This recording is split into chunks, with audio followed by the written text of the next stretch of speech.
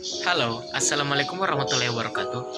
Perkenalkan, nama saya Eka Chandra Wijaya dari kelas A Akuntansi S1 dengan NIM 24090150206. Kali ini saya akan membacakan materi yang ditugaskan oleh Pak Ahmad SPD, yaitu berjudul tentang materinya yang saya akan jelaskan, ragam bahasa ilmiah. Nah, daripada kita berlama-lama, alangkah baiknya kita langsung saja masuk ke materinya. Selamat menyaksikan apa yang akan saya sampaikan. Baik, kali ini saya akan membacakan materi tentang ragam bahasa ilmiah. Nah, apa sih itu ragam bahasa ilmiah? Ragam bahasa ilmiah adalah variasi pertumbuhan bahasa yang timbul karena perbedaan konteks, situasi, penutur, dan media.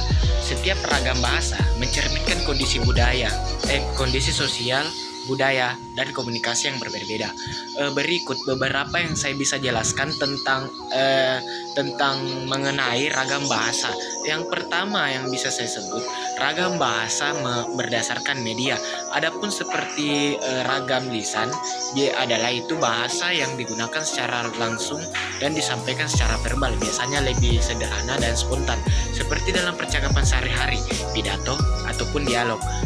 Selanjutnya ragam tulis, bahasa yang disampaikan dalam bentuk tulisan, biasanya lebih terstruktur menggunakan tata bahasa yang lebih lengkap dan formal seperti buku, artikel, dan surat. Nah, yang kedua itu ragam bahasa berdasarkan situasi.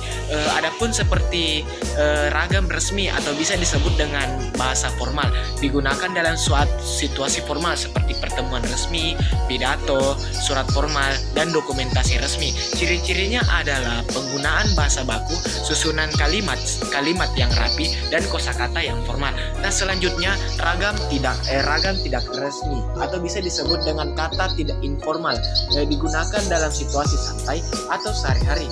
Ragam ini seringkali lebih luas menggunakan ungkapan atau istilah yang lebih akrab dan kalimat yang cenderung tidak terstruktur.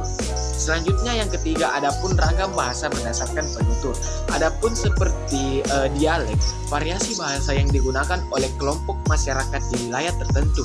Contohnya di dialek Jawa, dialek Betawi, dialek Minangkabau. Selanjutnya idiolek, ciri khas bahasa yang unik pada setiap individu.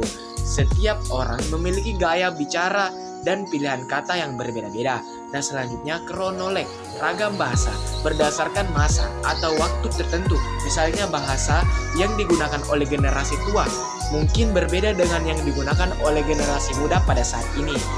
Yang selanjutnya sosiolog, ragam bahasa yang dipengaruhi oleh status sosial, pekerjaan, atau kelompok sosial tertentu. Misalnya bahasa gaul di kalangan remaja atau bahasa profesional tertentu seperti hukum atau kedokteran. Nah, yang keempat, ragam bahasa berdasarkan bidang ilmu. Adapun seperti bahasa ilmiah, bahasa yang digunakan dalam dunia akademik atau penelitian. Ciri-cirinya itu seperti penggunaan istilah teknis dan struktur kalimat yang jelas dan formal.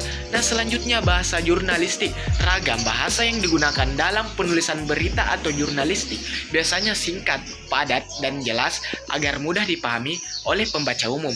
Nah, selanjutnya bahasa sastra, bahasa yang digunakan oleh karya sastra seperti puisi, cerpen, atau novel, cenderung menggunakan gaya bahasa yang lebih kreatif dan figuratif.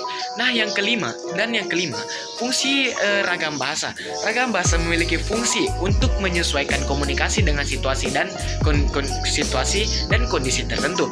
Fungsi utamanya yaitu ada tiga jenis, yaitu yang pertama, menyampaikan pesan atau cara yang sesuai dengan konteks. Yang kedua, membangun hubungan sosial yang lebih baik dan menyesuaikan cara berbicara. Dan yang ketiga, yang terakhir, menunjukkan identitas sosial, budaya, dan profesional melalui cara berbahasa. Yang keenam, faktor-faktor yang mempengaruhi ragam bahasa. Adapun seperti yang pertama, tempat, yaitu lokasi di mana komunikasi berlangsung, misalnya perbedaan bahasa kota dan desa. Yang kedua, waktu, zaman atau generasi yang berbeda akan mengaruhi kosakata dan gaya bahasa. Selanjutnya situasi, apakah situasinya formal atau informal. Selanjutnya pekerjaan, orang yang berprofesi tertentu sering menggunakan menggunakan istilah yang spesifik untuk bidang mereka. Nah, pemahaman terhadap ragam bahasa membantu kita dalam berkomunikasi dengan lebih efektif sesuai dengan konteks dan audiens yang berbeda. Nah, itulah yang bisa saya sampaikan tentang materi ragam bahasa ilmiah. Semoga bisa paham dengan apa yang saya sampaikan dari tadi. Saya atas nama Eka Chandra Wijaya pamit undur diri. Wabillahi taufiq wal hidayah. Assalamualaikum warahmatullahi wabarakatuh.